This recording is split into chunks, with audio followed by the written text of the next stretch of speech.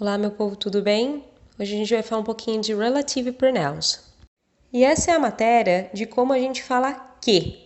Aquele que relativo. Por exemplo, o livro que eu comprei, esse que se refere ao livro. Ou o homem que estava falando, esse que se refere ao homem. Ou ainda o carro que eu tenho. E a gente sabe que em português é só colocar que e ser feliz. Mas em inglês tem umas regras meio cabeludas sobre isso. E ou vocês aprendem essa matéria fazendo uma análise gramatical da frase, bem difícil, ou a gente aprende do jeito que funciona e é sucesso. Vamos aprender desse jeito aí então. Primeira coisa para você saber como usar esses ques que existem em inglês. Você precisa identificar a que esse que se refere. Então a gente tem duas possibilidades. Ou esse que se relaciona a um ser humano, uma pessoa, ou ele vai se relacionar com coisas ou animais.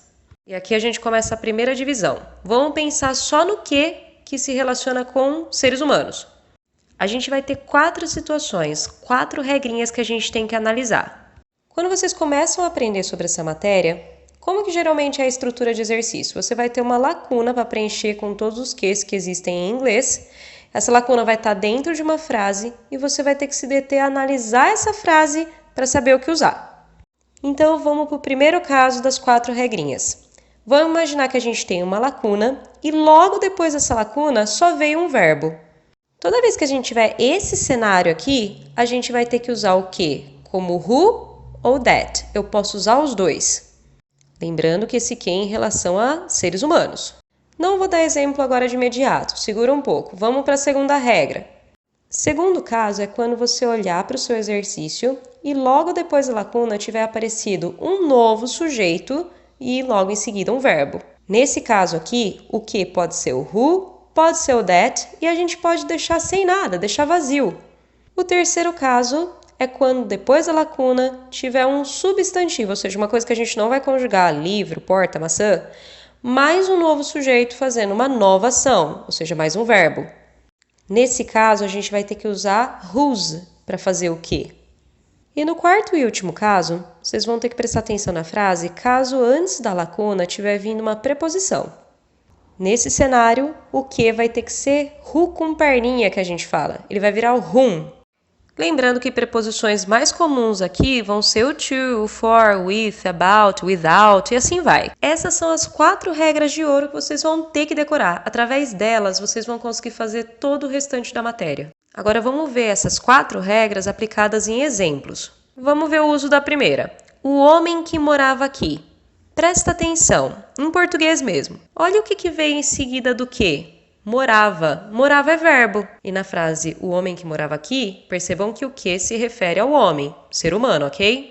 Toda vez que a gente tiver verbo logo em seguida do que, então a gente tem 2 opções. Ou a gente utiliza that e ficaria the man that lived here, ou a gente vai utilizar o who para fazer esse que. Ficaria the man who lived here. Eu tenho 2 opções. Vamos pensar no exemplo agora para o segundo caso. A frase, o homem que eu vi na rua.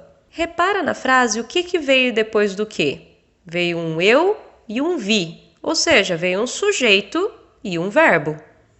E quando a gente tem essa situação, a gente pode usar o who para fazer o quê? Então ficaria the man who I saw on the street, o homem que eu vi na rua.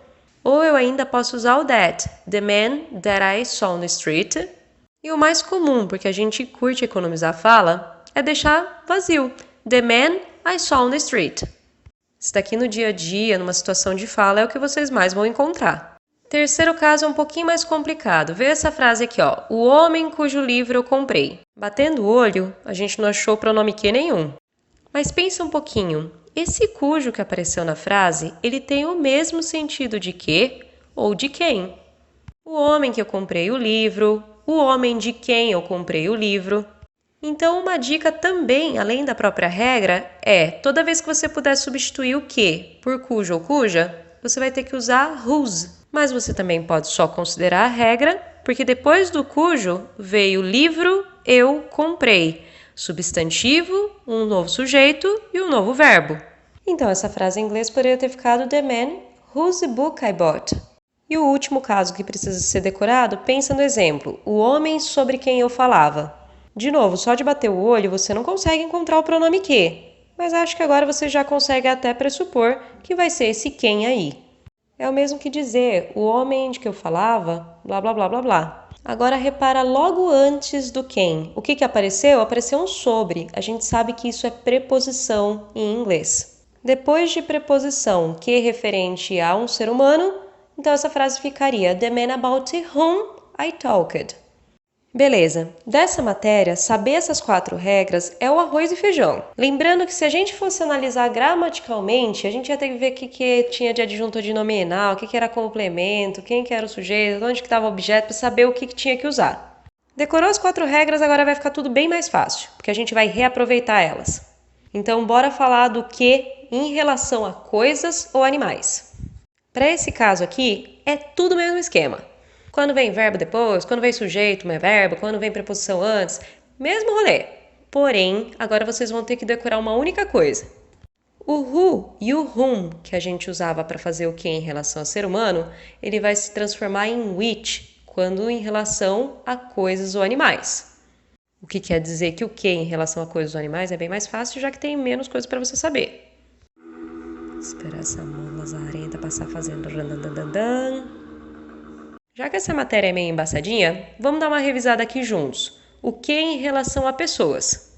Os 4 casos. Antes de verbo who ou that, antes do sujeito mais verbo who, that ou vazio, depois de preposição whom e quando tiver substantivo, sujeito, verbo em seguida da lacuna, whose. Vamos só adaptar essa regra agora, tirando o who e o whom e colocando o which no lugar. Quando o que se relacionar com algo que não for ser humano, depois da lacuna veio o verbo, você vai ter que usar which ou that. Depois da lacuna veio um novo sujeito e um novo verbo, which, that ou vazio. Antes da lacuna veio uma preposição, o whom agora vai virar which. E por último, se vier substantivo, sujeito, verbo, na lacuna você vai continuar colocando whose. Esse daqui não tem que mudar. Não vou nem ficar dando exemplo porque a gente vai fazer todo o mesmo processo para chegar no mesmo lugar. O importante é saber essas 2 últimas telas aí, é o resumão da matéria. E a última coisa que eu preciso falar que é importante é sobre as orações explicativas. O que é isso? É quando a gente tem uma frase que está falando assim, blá blá blá blá blá, vírgula, faz uma observação, explica alguma coisa, vírgula, blá blá blá blá blá, continua. Ou só o começo mesmo, blá blá blá, vírgula, faz a observação e põe um ponto final. Portanto, esses trechinhos que vêm entre vírgulas ou depois de uma vírgula são chamados de orações explicativas. E a única coisa que você precisa saber para usar o que nessa situação é que a gente não pode usar that.